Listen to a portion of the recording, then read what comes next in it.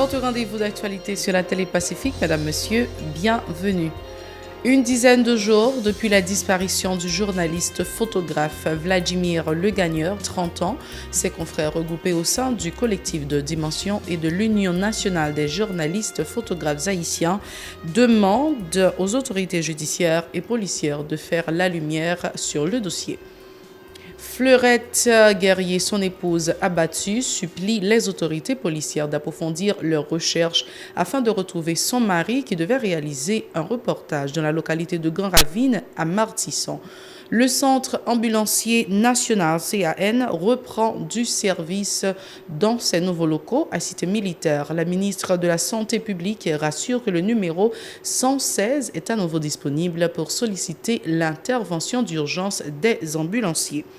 Les activités reprennent timidement sur les ruines du marché en fer où des sinistrés des récents incendies dénoncent un programme d'assistance gouvernementale partisan et sollicitent la reconstruction du marché public. Restez branchés, les détails c'est tout de suite.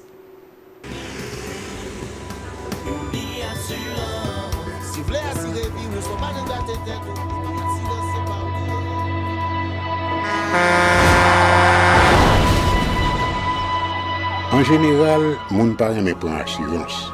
Yo considéré que son l'argent rejeté. Et pourtant, l'argent assurance te doué dans budget ou à côté l'argent kay ak l'argent manger. Li là pour les deux ou traverser un mauvais pas. Gardez tout à côté ou. Ouais comment gros problème qu'on entre sur moun sans attendre. Mandez Dieu pardon, ça qu'arrive au tout. Une assurance dit ou précaution pas capon.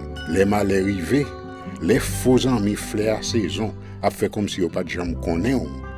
Une assurance après rétaver ou pour le dire continuer vivre la vie ou quitter ce course là nan men nous. Uni Assurance. Vivez en toute assurance. Bienvenue à vous tous au développement de ce journal. Nous débutons notre page d'actualité sur une note assez triste. Collectif de Dimension, un gros groupement de photographes, journalistes, vidéastes et graphistes haïtiens et l'Union nationale des journalistes photographes haïtiens demandent aux autorités judiciaires et policières de faire la lumière au plus vite sur la disparition du journaliste photographe Vladimir Legagneur, 30 ans, porté disparu depuis le 14 mars 2018. Ces deux associations déplorent que les démarches entreprises auprès de la direction centrale de la police judiciaire DCPJ restent vaines. Suivez tour à tour les propos de Pierre-Michel Jean du collectif Deux Dimensions et Jean-Jacques Augustin de l'UNJPH. Disparition ça, nous-mêmes journalistes, nous-mêmes moun qui a travaillé dans la presse, nous dit c'est assez parce que déjà, il y a l'autre monde qui disparaît, nous connaît Jean Oté fini et nous-mêmes nous entendons que disparition ça pour l'État avec mission que le gagne pour le protéger et servir chaque concitoyen pour lui donner nos explications sur disparition ça. Nous ne pouvons pas entrer dans le combat ça pour compte nous. Nous chercher confrères pour compte nous. Nous tous à profiter ensemble avec madame et tout l'autre confrère solliciter concours Amnesty International, Reporters sans frontières, Fédération internationale des journalistes, AMN, ANMH, AJH, SOS, la FIJ qui c'est la Fédération internationale des journalistes, toute organisation doit moun tout le monde dans la population à tout l'autre ça que nous pas cité si yo gagne information qui est capable d'aider non seulement nous-mêmes et organisation qui chita là avec madame nan et surtout la justice aider nous joindre confrères c'était dans le cadre de travail ça t'a fait nous bien en pile et nous t'avons battu un gros brave. L'épouse de Vladimir le Gagneur, Fleurette Guerrier, en larmes, est revenue sur les dernières conversations entretenues avec son mari qui devait se rendre dans la localité de Gravine, dans le quartier de Mortisson, à la sortie sud de la capitale. Impuissante, elle a supplié les autorités policières d'approfondir leurs recherches afin de retrouver son mari. Son témoignage recueilli par Nancy Constant et Francineus. Je quittais mercredi 14 mars. Li te gen yon reportage pour que l'Ital fait dans la zone Grand Ravine. Donc avant que l'Ital sorti, puisque moi connais que c'est une zone qui est dangereuse, et comme d'habitude, chaque fois qu'elle a sorti, moi toujours été en contact ensemble avec lui. Donc il te dit que, comme il a rendez-vous à 10h, il est obligé de déplacer avant 10h. Donc il dit à midi, je suis capable de relayer, et à 2h tout, je suis capable de relayer. Donc vraiment vrai, à 10h, 10h15, 19h, moi relève.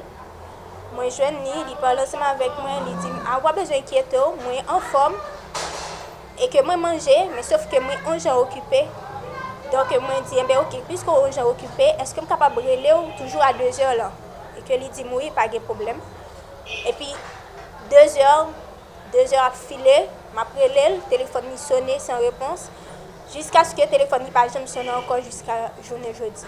1100, c'est le nombre des sinistrés des récents incendies des marchés Hippolyte et Guéry qui ont bénéficié d'une assistance de 20 000 gourdes, environ 306 $ américains du gouvernement. Plusieurs centaines d'autres attendent toujours la maigre assistance du gouvernement. Ils dénoncent un processus de dédommagement partisan, excluant les vraies victimes. Ils sont toutefois unanimes à solliciter la reconstruction du marché public sur les ruines auxquelles ils reprennent timidement leurs activités. Reportage Mario Sylvain et David Mercius.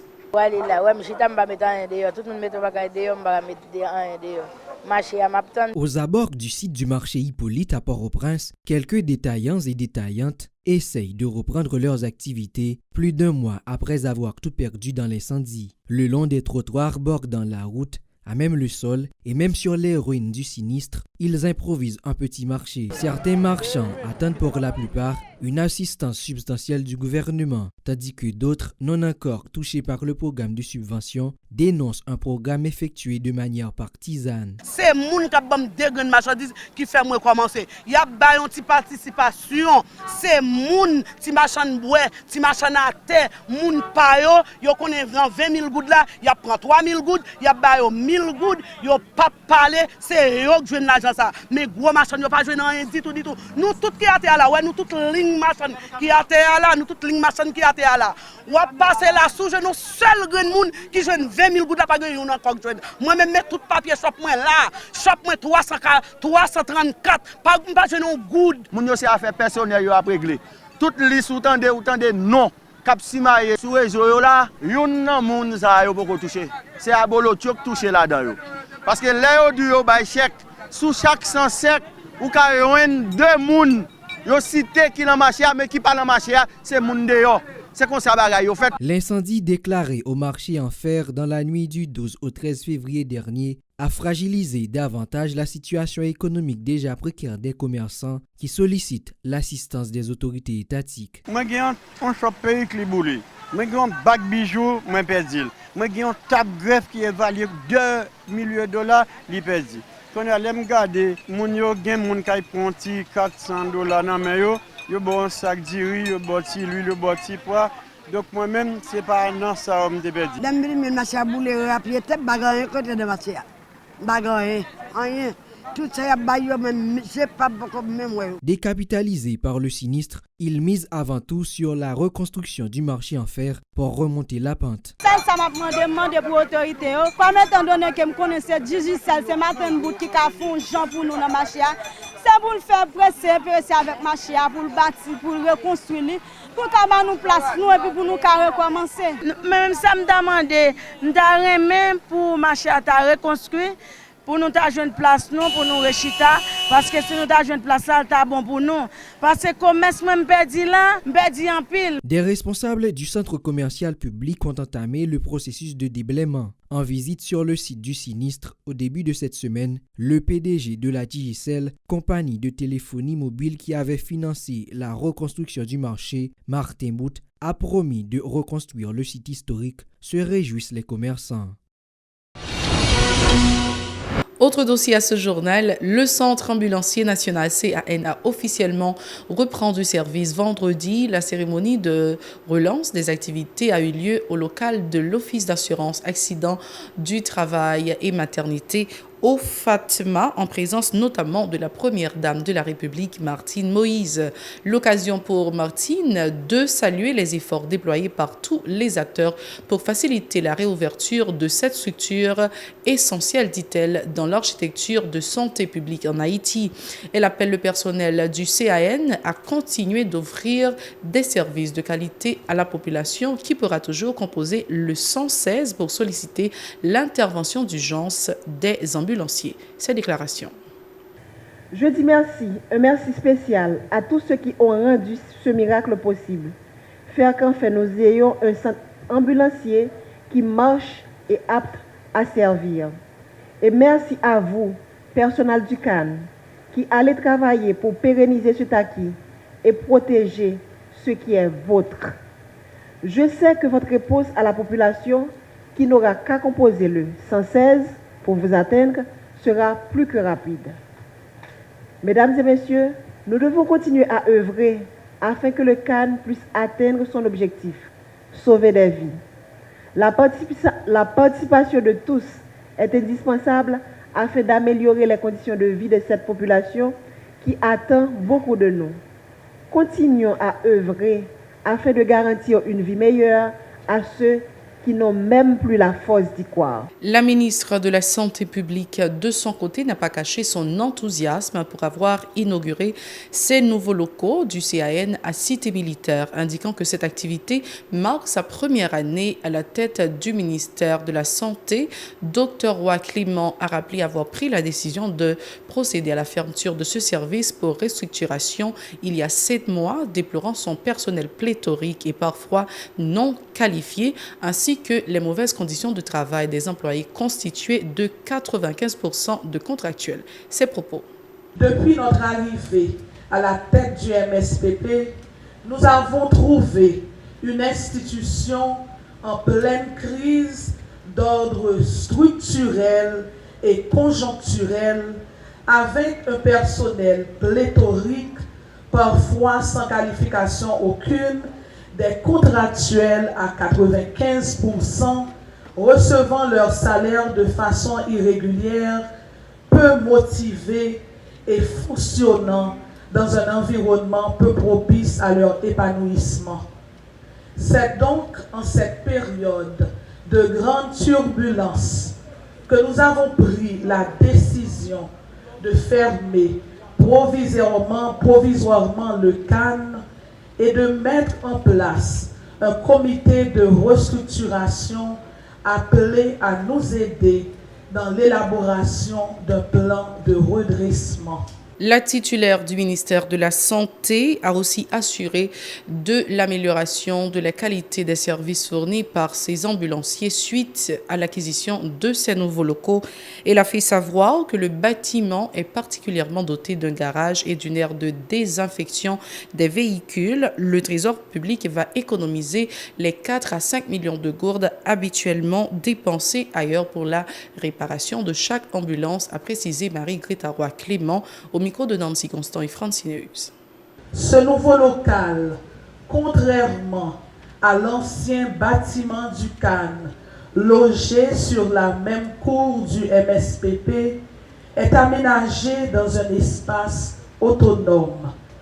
Il dispose d'un centre d'appel moderne, d'un garage, d'une aire de désinfection des véhicules. Et ma fonti campé là, parce que nous arrivons loin avec le centre ambulancier national. Chaque graine ambulance pour te réparer, te coûter l'État haïtien entre 4 à 5 millions de gouttes chaque fois nous te gagnons pour te réparer une ambulance. Ambulance se tape lavé sous la cour ministère avec main. Là, yo fin breton malade, yo laver la main ou bien nous mener dans car wash. Qu'on y a espace ça disposé de garage li avec mécanicien. Il disposait de aire de désinfection, de car wash. Et ça, c'est un gros pas pour un centre ambulancier. Et on va terminer notre journal sur ce même point. La représentante de l'ambassadeur brésilien en Haïti à cette cérémonie s'est félicitée de la reprise des activités du CAN. Elle a aussi salué les résultats de la coopération brésilienne avec Haïti dans le domaine de la santé en Haïti. Ces déclarations. Je crois que je peux dire qu'en un an, dès le début du gouvernement du président Jovenel Moïse, le bilan de la relation Haïti-Brésil dans le domaine de la santé est assez positif et peut nous rendre fiers de notre très bon travail. En janvier 2018, le ministre Ricardo Barros est venu de nouveau en Haïti pour inaugurer à Jérémie le nouveau centre de chirurgie de l'hôpital Saint-Antoine et aussi le dépôt de vaccins de Jérémie.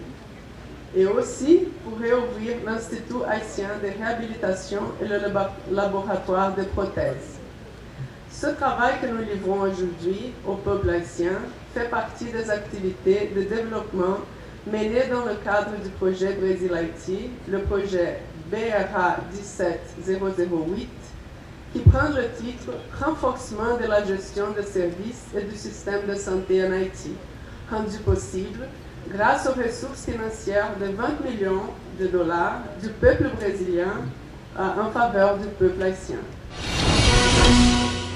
Nous avons pris beaucoup de plaisir à vous informer. Merci d'avoir été des nôtres. Au revoir, à la prochaine.